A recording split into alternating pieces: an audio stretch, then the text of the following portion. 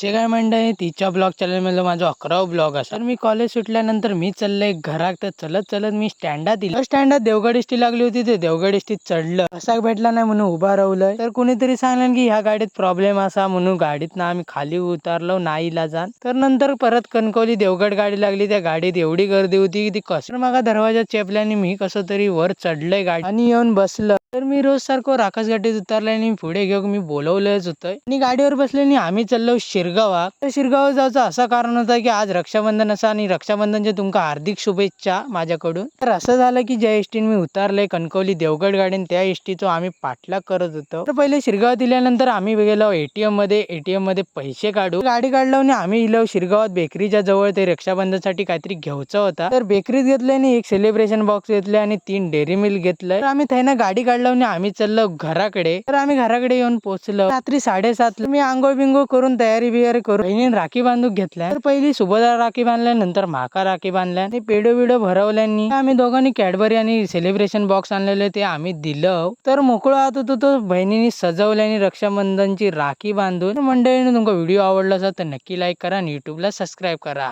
तर मग आम्ही सगळे मालवणी.